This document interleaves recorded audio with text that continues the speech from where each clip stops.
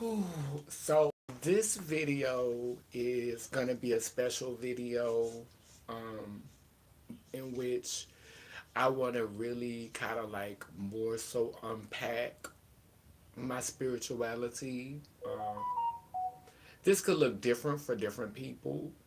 Um, Laylim Layler is just a way in which I work at becoming more whole, more sovereign, more autonomous, more self aware. There are content creators out there who are having this conversation and using a different language. Laylim Layler is my language for wholeness. It's my way for becoming purple, and it was birth. This faith was birth in 2017, December of 2017. Myself and two others were staying together, and we lived together for about 3 months. And this was right after Antron had passed. And I was fasting. I was really, really going through it in a good way, in a healing way. And I could tell that I was spiritually pregnant with something, and I don't know if it was giving breached birth, because I really felt like what I was carrying could have killed me, you know, could have ended this manifestation, could have ended this particular incarnation for me. But I'm still here, you know. So I was watching the Q&A, one of the Q&As for the re-envisioned Color Purple that will be airing this Christmas holiday this year. And it was so touching for me how vulnerable I felt the panel or the cast was in sharing their relationship to the film, becoming the Color Purple. The first movie that my grandmother ever brought me to see was Purple Rain. The second movie that my grandmother brought me to see was The Color Purple. Now, Purple Rain aired in 1984, and so I was about 7 years old, and Color Purple aired in 1985, so I was 8 years old.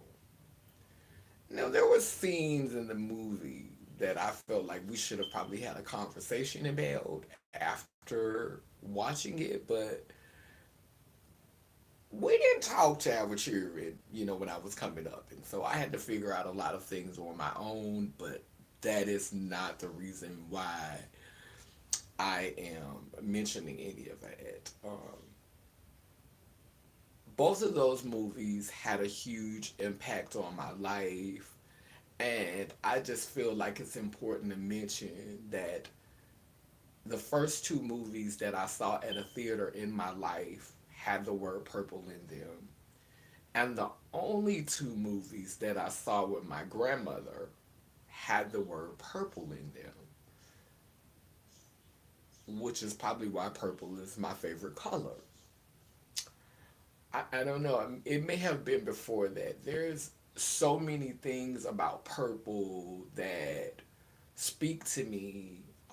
In order to create purple, you have to mix together either red and blue or pink and blue, and these are colors that are traditionally associated with masculine and feminine energy. And so you have to mix um, red and blue or pink and blue together in order to create purple.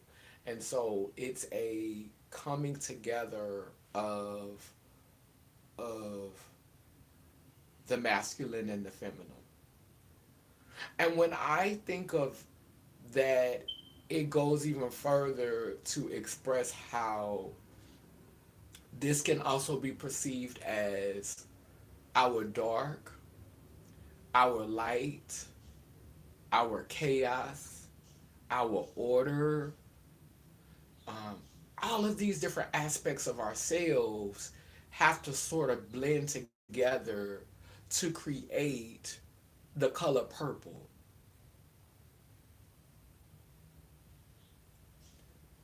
And purple is about knowing, when I think when you mix it together, it's about knowing who you are.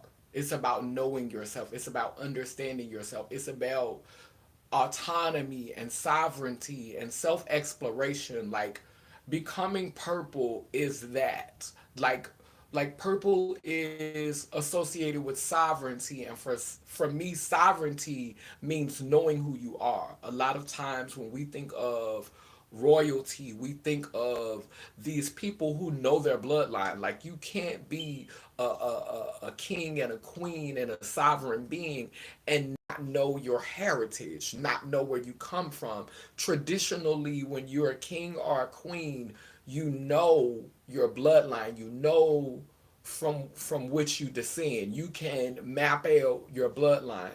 And so to go on a spiritual sense of that, not just in the physical sense, but in the spiritual sense, I think what made some of our ancestors who live in Africa, because we're often hearing stories about, we descended from kings and queens, they knew who they were, you know, they understood where they came from.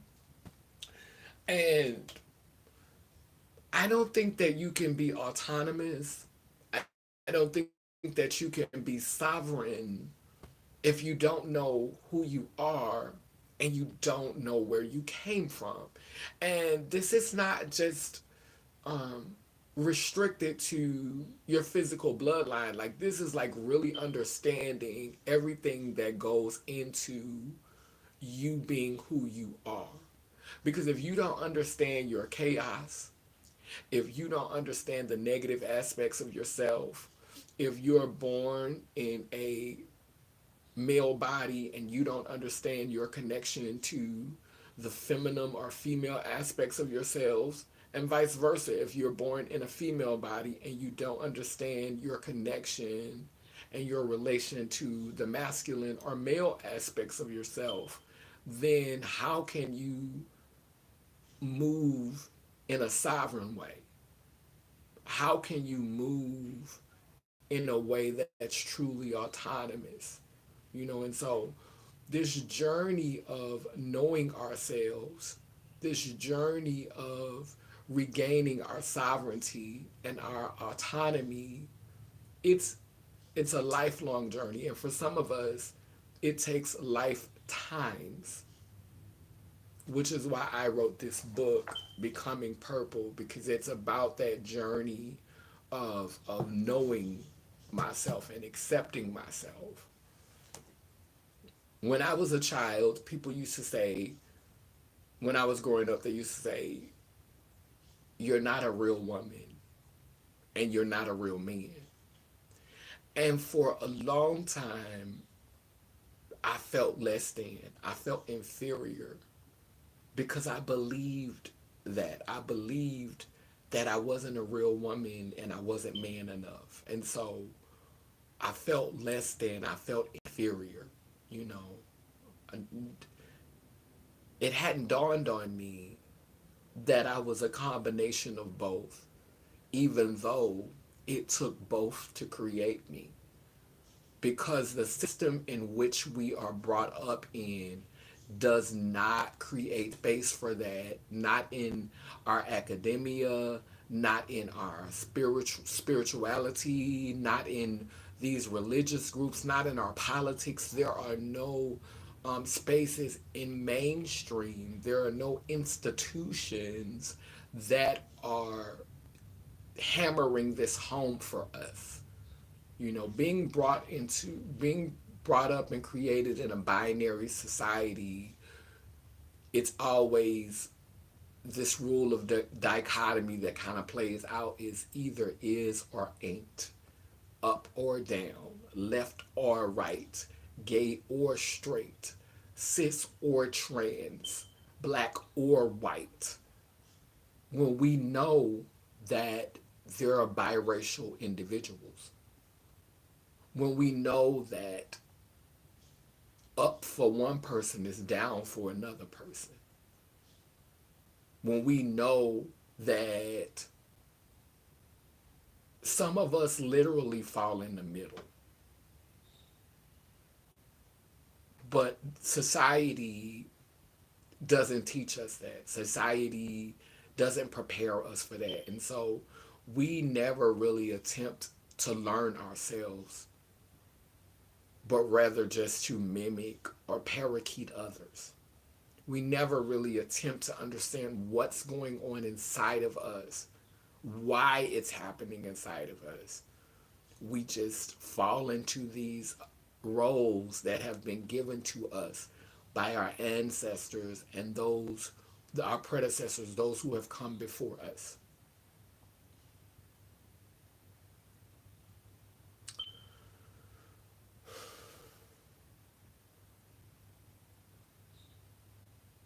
Sometimes I listen to people, and we're in a society now where when you're dealing with men in particular, and maybe this is just my experience, maybe this is not everyone's experience. I don't know. Maybe I'm attracting it to me. I don't know what's going on, but you hear all the time positive vibes, positive vibes, positive vibes, or just positive vibes, no negativity, no negativity, no negativity. This is a remote control. In order to get this remote control to work, the batteries have to go in a way that provides a positive charge and a negative charge. You often hear people say, just let it flow. Just let it flow.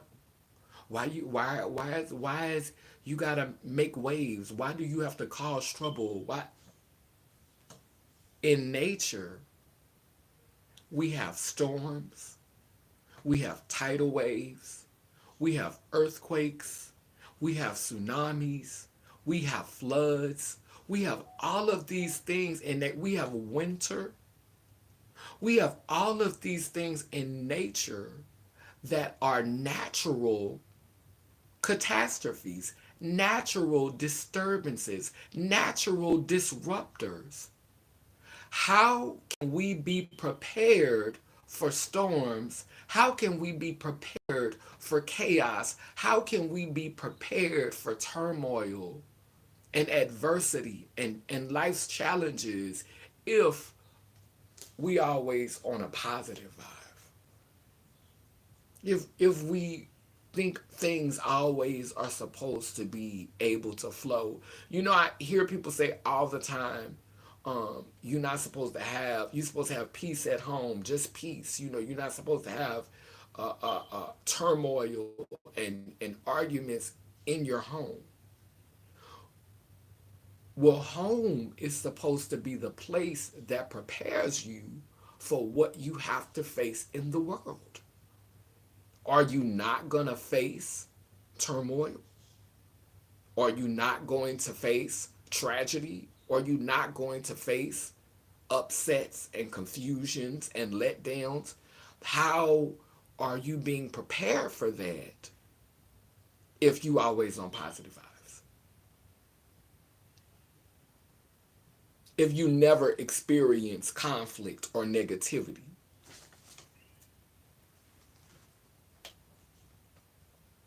And so this mindset puts us as a people at a disadvantage. And that is why Laylim Layler is so important to me. Laylim Layler is not just about understanding my sexuality or even my gender identity. It's about understanding. When I first started this platform on YouTube, my mantra was New Legacy, a space where spirituality and sexuality become one. And on that journey to understand how spirituality and sexuality, because spirituality is a relationship that doesn't require a physical connection, although it can be a physical connection, because sexual exploration is spiritual for a lot of us. Sexual exploration can be very spiritual, but spirituality does not require a sexual connection. And so when I began this work, I was trying to create that space in which the exploration of sexuality and spirituality were able to meet, were able to be dissected and explored and understood. And so this has been a journey of over 10 years. And when it first began, I was just calling it New Legacy. But over time, it got its own name, and that's Laylim Layler. Let him, let her. I am whole. I am both sides of this yin and yang. I am not just yin or yang. I am yin and yang. They both exist within me. I am the blue and the pink. From divine you gon' drink.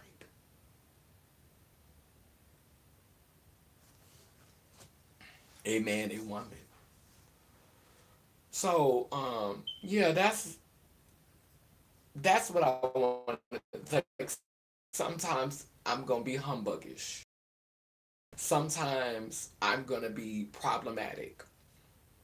Sometimes I'm going to be ignorant, belligerent. Sometimes I'm going to lack tact. I'm not always going to be on top of it. I'm going to be up and down. I'm not going to win every battle. I'm not going to win every war.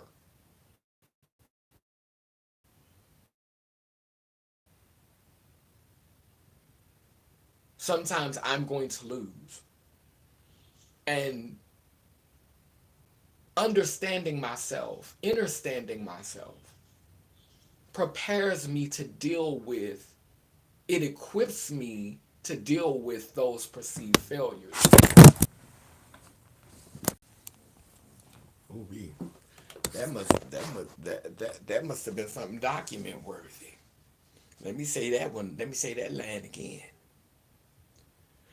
Understanding myself equips me to deal with these unforeseen obstacles, these unforeseen challenges. When it happens, I don't have to be always belligerent, always shocked, always responding in a way in which it's obvious that I was not prepared for what I was about to experience. Wholeness prepares you for that.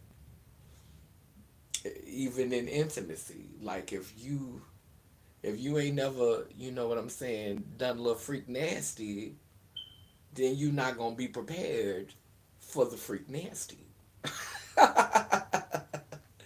We don't all come out porn stars, just throw lips to the, handle it like a real, hit a hunter. We don't all just come out the womb like that. It takes practice. A man and woman. So I think I want to read something from the book Becoming Purple. Final reflections.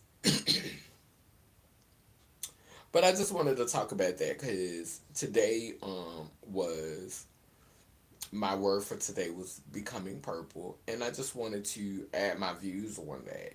10 toes down, how I feel about my spiritual journey, about what's going on with me.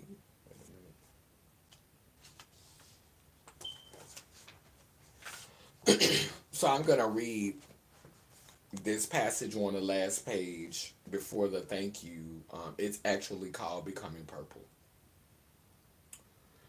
She, her, they were held in contempt, homeless, rejected, institutionalized, colonized, exempt, and ostracized by systems and religions that wanted her, they, them to remain victims. But she, her, they, them would not accept this verdict. So the Spirit sent her, they, them, on a journey to find self.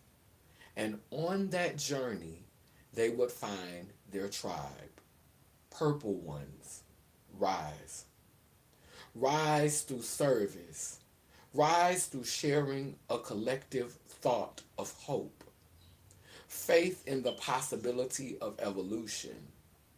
Be the healers, artists, and creative beings that you were designed to be. After reading these words, explore the option to live and thrive abundantly and free.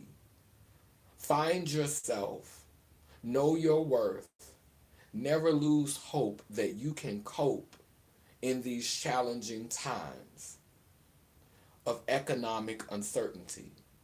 Never doubt that you are worthy. From the streets, hospitals, prison systems, rehabs, and infirmaries, I call all of you, the afflicted, the suffering, the misfits, come, gather, heal together, create the storm. We control the weather when we stand together. Purple ones, whole ones, rise and evolve. Mm. We control the weather when we stand together.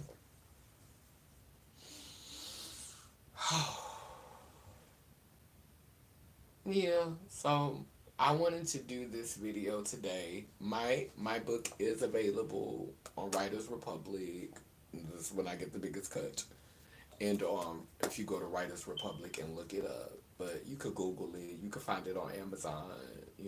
Yeah, just Google my name and it's there. This picture on the front I actually took while I was in South Africa, and what I find interesting about the Color Purple movie, and I haven't seen, of course, none of us have seen the whole movie yet. So while I'm super excited for this movie, and just really really excited about this movie, I think what perplexes me and what is challenging for me is there's there's always this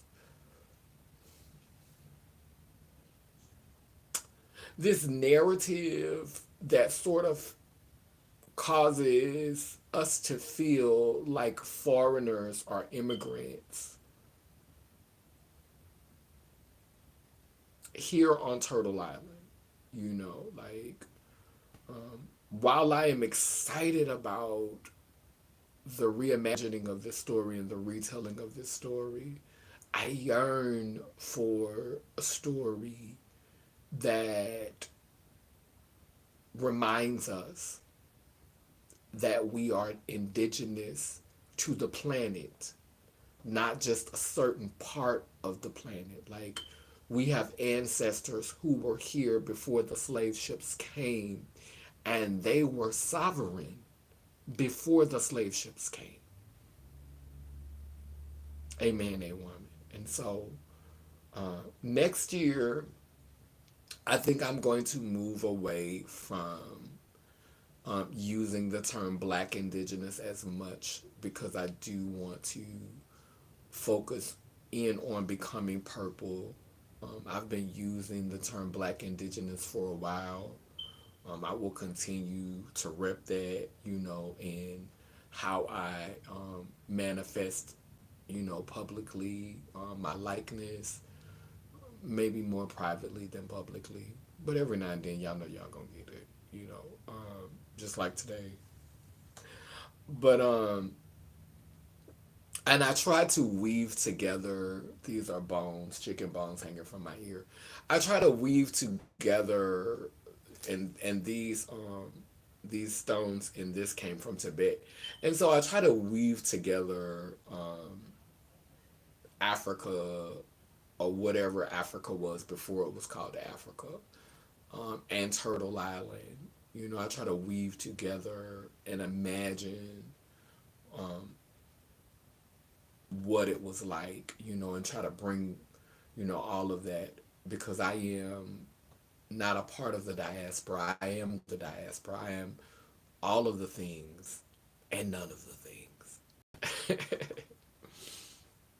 So, yeah, I think that would be my only concern with the retelling of The Color Purple is this reinforcement of us being foreign to this landmass that is called America but was once called Turtle Island. Like, we were here before the slave ships came, and I just yearn for storytelling that does not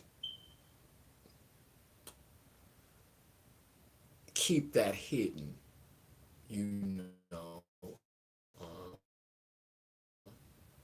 that that explores that openly and allows us to see ourselves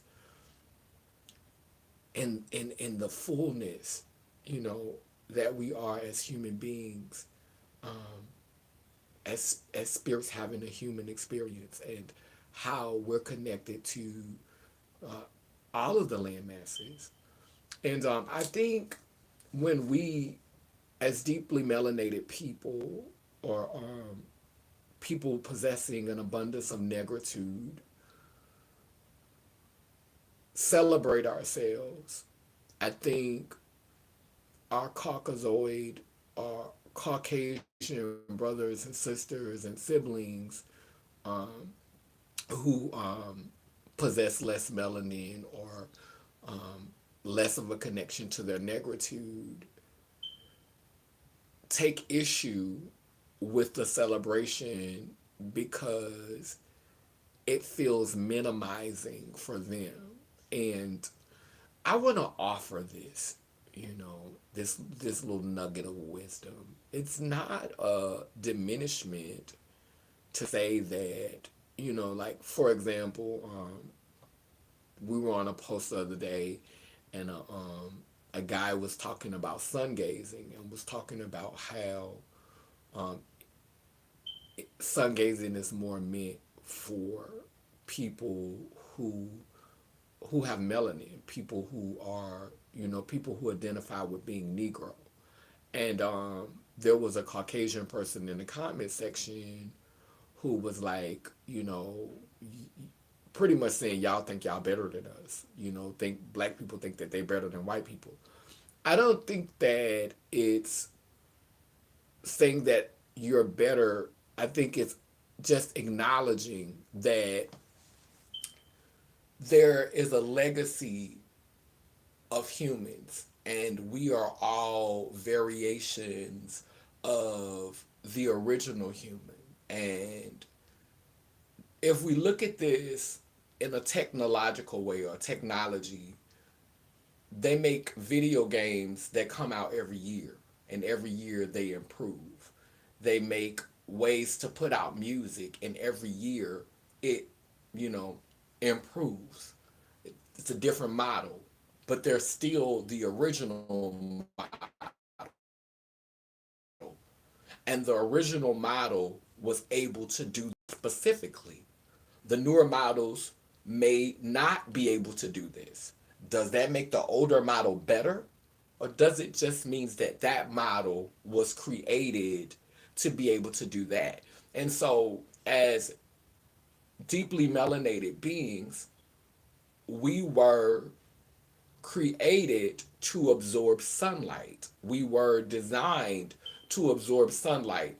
So when I say you're inferior, I'm not saying you're inferior because you cannot absorb the sunlight in a way that I can absorb sunlight. I'm just acknowledging that I was created to absorb the sunlight. Now, sometimes ego gets involved and it's communicated in a way that people are triggered and it's hard to process.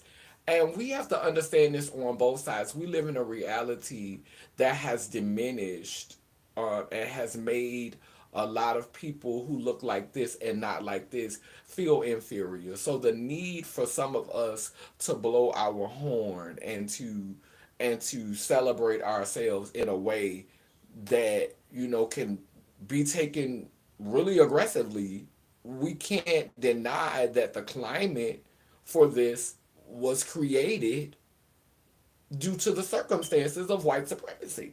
You know, so I just feel like we both need to hear each other. Both sides need to hear each other, um, because in becoming purple, it's the union of all of it. It's understanding everything within ourselves, and at this point, it's all mixed up. It's Caucasians in my DNA. And it's obviously some Negroes in my DNA. It's some of everything in my DNA because, hey, I think everything is birthed out of, that deep melanation. I think everything comes from that.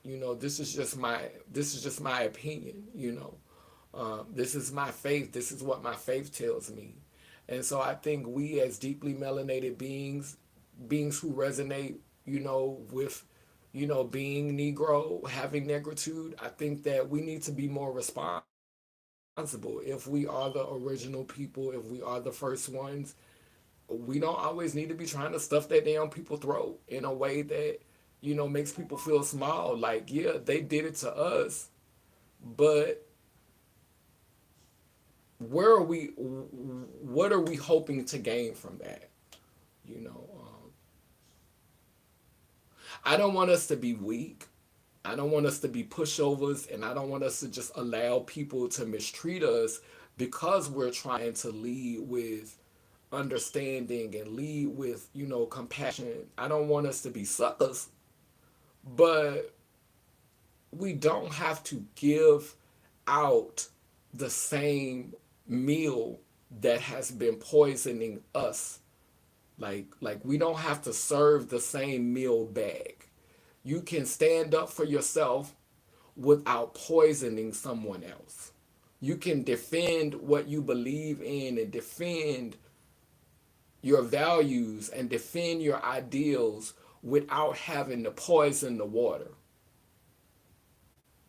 That's all I'm saying. Like we don't have to be what we've been through. We don't have to stay there. To live in that space. Because again, that poisons the water, not just for your perceivable enemy, but for your future as well. Because we all got to drink from that well.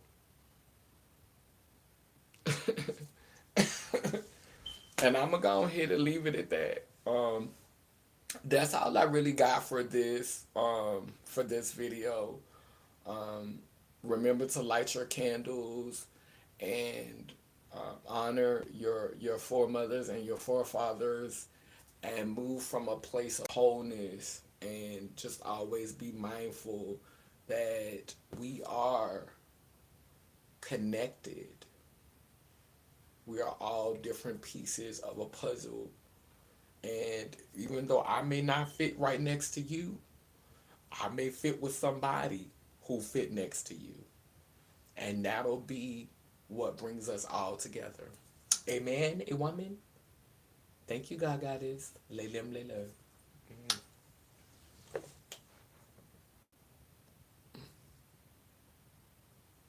Tech person, what's going on here?